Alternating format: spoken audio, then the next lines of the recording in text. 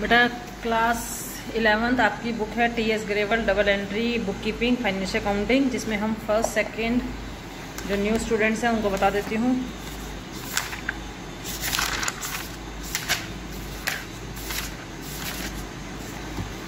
आपके जो चैप्टर हैं टोटल 22 चैप्टर्स हैं इस बुक के अंदर, ठीक है। आपके पूरे ऑल सिलेबस में 22 चैप्टर्स हैं, जिसके अंदर हमारा क्वेश्चन चैप्टर 1, 2, 5th और 8th हमारा कंप्लीट हो चुका है, ठीक है। आज जो मैं चैप्टर कराने वाली हूँ वो कराने वाली हूँ आपको 9 चैप्टर,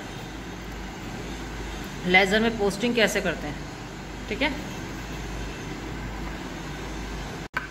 लेजर इस चैप्टर के अंदर जो चैप्टर 9 है, इसके अंदर हम लेजर का मीनिंग, इसके क्या क्या फीचर्स हैं, इसका कहाँ यूटिलाइज है, इसका फॉर्मेट क्या है, इसकी पोस्टिंग किस तरीके से करते हैं, इसके अंदर बैलेंस किस तरीके से निकालते हैं, जनरल और लेजर में क्या डिफरेंस है, ट्रायल बैलेंस कैसे बनाते हैं, ये सारे टॉपिक्स हम इस चैप्टर में कवर करेंगे। ये चैप्टर आपका बहुत ज़्यादा काम आने वाला चैप्टर है, इसीलिए बहुत ध्यान से और बहुत अच्छे से समझना है चैप्टर, बेसिक चैप्टर आपका ये, ठीक है। Meaning of ledger, transactions are recorded in the journal, thereafter there are transferred posted to relevant account in the ledger. जब आपने जर्नल में पोस्टिंग कर ली अपनी एंट्रीज की,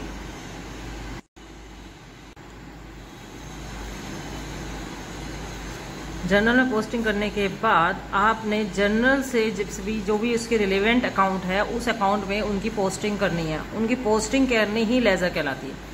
जर्नल से जब जैसे मान लो राम की आपको जर्नल के अकाउंट के अंदर 5, 6, 7 एंट्रीज मिलती है, तो सारी एंट्रीज को कंबाइन करके एक जगह लेके आना है। तो वो जो कंबाइन करके आप एक जगह एंट्रीज लेके आ रहे हो उसको लेजर कहते हैं। All the accounts put together make a ledger, सारे अकाउंट्स मिलकर जब आप प्रिपेयर कर लेते हो उसे कहते हैं हम लेजर। तो इंपॉर्टेंट हो गया यहाँ पर कि लेजर किसे कहते हैं, जब all the accounts put together make a ledger, जब सारे अकाउंट्स एक जगह इकट्ठे कर देते हो, एक जगह इकट्ठे करते हैं तो उसे कहते हैं ledger. Stating different, ledger is a book in which various accounts. Ledger एक बुक है जिसके अंदर अलग अलग अकाउंट्स हैं, एसेट्स का अलग, लाइबिलिटीज का अलग, कैपिटल का अलग, रेवेन्यू का अलग, एक्सपेंडिचर का अलग, are open and transaction are transferred in the account from the journal. और इसके अंदर जितनी भी हमारी ट्रांजेक्शन्स हैं वो हम जर्नल से लेकर आते हैं। A ledger is also called a book of final entry, entries की हमारी फाइनल बुक होती है, क्योंकि हम इसके बाद एंट्रीज कहीं पोस्टिंग नहीं करते, इसीलिए इसको बुक ऑफ फाइनल एंट्री कहते हैं। Since all the transactions recorded in the book of original entry are transferred in the ledger. A ledger may be defined as a book which contain is a summarized classified form a permanent record of all transactions। Ledger को हम इस तरीके से भी कह सकते हैं कि ऐसी बुक जिसके अंदर हमने सारी एंट्रीज डाल दी, ठीक है, उसको समराइज भी कर सकते हैं, हम उसको क्लासीफाई भी कर सकते हैं और परमानेंट हमारा रिकॉर्ड जो वो एक जगह मिल गया, ठीक है।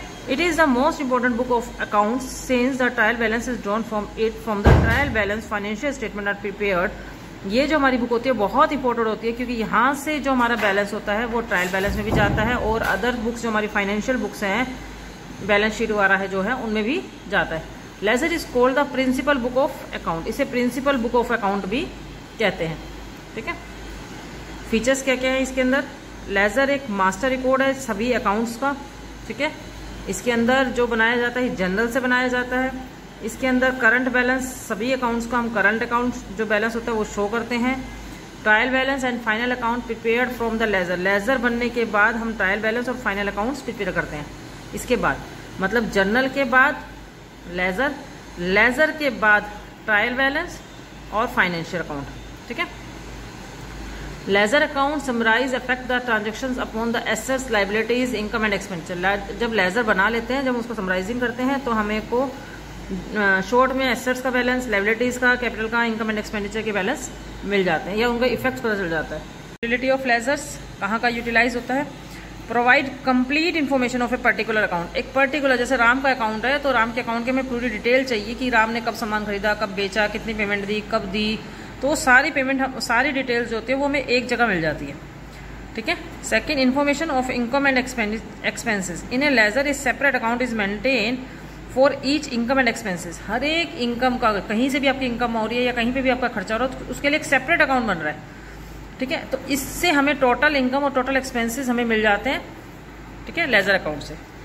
अगला है preparation of A trial balance. यदि आपने लेजर बना लिया है तो लेजर बनाने के बाद आपका ट्रायल बैलेंस बनाना बहुत ईजी हो जाता है, ठीक है। तो लेजर की हेल्प से हम जो ट्रायल बैलेंस है वो ईजिली बना सकते हैं।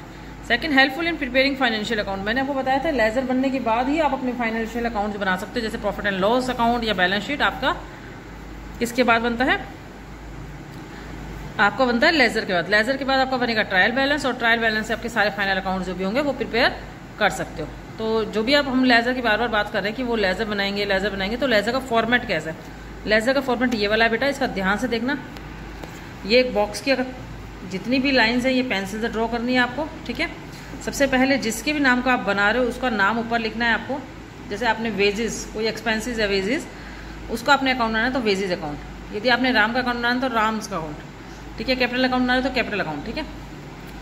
यहाँ पर आपका ये डबल हो जाता है, जितना इससे आपका डेबिट में है वही सेम आपका क्रेडिट में आ रहा है। ये देखो, date date, particular, journal folio, amount. तो ये आपकी लाइन जो होती है वो डार्क हो जाती है थोड़ी सी। ये आपका डेबिट, यहाँ पर क्रेडिट लिखोगे, ठीक है। यहाँ पर डेट लिखोगे, किस डेट को आपकी ट्रांजेक्शन हुई थी, उस पार्टी का नाम जिससे हुई थी, और अमाउंट कितने की है। यदि क्रेडिट में है तो सिमिलरली क्रेडिट में, ठीक है। क्लियर। ये आपको पेंसिल से ड्रॉ करना है कॉपी के अंदर, फेयर कॉपी के अंदर। और जनरल फोलियो जो होता है, जनरल में से आप किस पेज पर से कौन सी एंट्री लेके आ रहे हो, वहाँ पर से वो नंबर आपको मिलेगा, वो नंबर आपको यहाँ पर डिनोट करना है।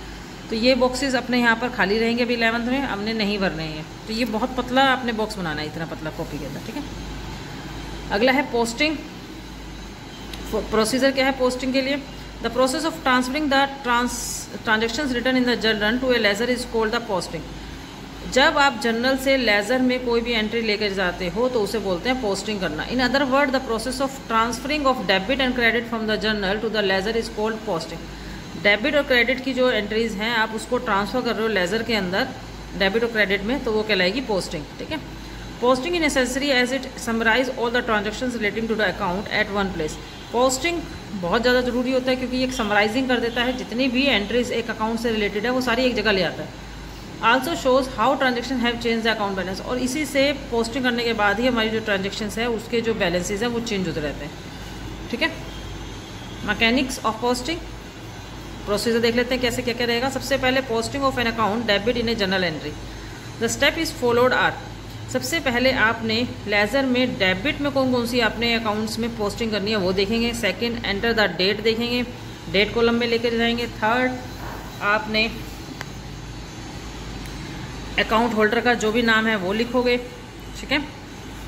ये मैंने आपको बता ही दिया। जनरल फॉलो में यदि आपको कोई पेज नंबर वगैरह गिवन है तो वो एंट्रीज हो जाएगी। लास्ट में अपने रिलीवेंट अमाउंट जो भी होगी वो एंट्री कर देंगे, ठीक है। इसी तरीके से सेम आप क्रेडिट में, यदि आपकी कोई क्रेडिट की एंट्री तो आप सेम इसी तरीके से आप क्रेडिट में लेके जाओगे। तो हम एंट्रीज पोस्ट करना देखते हैं पहले, ठीक है। जैसे आपके पास जनरल की एक एंट्री थी, salary account debit to bank. हमने सैलरी इतनी की कैश में दी, ठीक है ना। एक्सपेंसेस हुए, एक्सपेंसेस जब भी होते हैं वो डेबिट होते हैं, एक्सपेंसेस जब भी होंगे वो डेबिट में लिखे जाएंगे, ठीक है। और आपने एक्सपेंसेस किस फॉर्म में किए, आपने कैश में किए, बैंक में किए, क्या आपने उधार किए, जो भी है वो आपका क्रेडिट में आ जाएगा। ये जो पोस्टिंग है आपकी हुई है 6 मार्च 2020, 6 मार्च 2020 को आपकी पोस्टिंग हुई है, ठीक है, डेबिट में। और इसका लेजर फोलियो नंबर भी दिया हुआ है 3031, ठीक है। डेबिट में अमाउंट भी दी हुई है, ठीक है। अब आपने इसको लेजर में पोस्ट करना है तो आपके दो अकाउंट बन रहे हैं। यहाँ पर डेबिट में कौन है, सैलरीज, और क्रेडिट में कौन है, बैंक। ये आपका डेबिट हो गया, और ये जो नीचे 2 के साथ जो भी एंट्रीज होती है ये क्रेडिट होती है, ठीक है। तो एक अकाउंट आपको बनेगा सैलरी का, दो नाम आपको दिख रहा है ना, एक सैलरी और एक बैंक। एक सैलरी का बनेगा और एक बैंक का बनेगा। जब सैलरी की बात करेंगे तो 2 में एंट्री आएगी, 2 बैंक। 2 की एंट्री हमेशा डेबिट में आती है, ठीक है। सैलरी को यदि हम डेबिट कर रहे हैं तो बैंक को हम क्रेडिट करेंगे। सैलरी के डेबिट में हमारा आ गया 2 बैंक। जब हम बैंक की बात करेंगे तो बैंक के क्रेडिट में लिखेंगे बाय सैलरीज, क्योंकि सैलरीज के साथ कोई वर्ड नहीं है तो आपने लिखना है बाय सैलरीज, ठीक है, ठीक है। डेट दोनों में देख लो, दोनों की डेट्स ये हो गई, रुपीज़ भी सेम हो गए। और यहाँ पर 57 जो भी नंबर था हमारा जनरल फोलियो का दिया हुआ होगा यहाँ पर कॉलम में, पेज नंबर देखो यहाँ पर दिया हुआ है, वो हम डाल देंगे 57, ठीक है। क्लियर।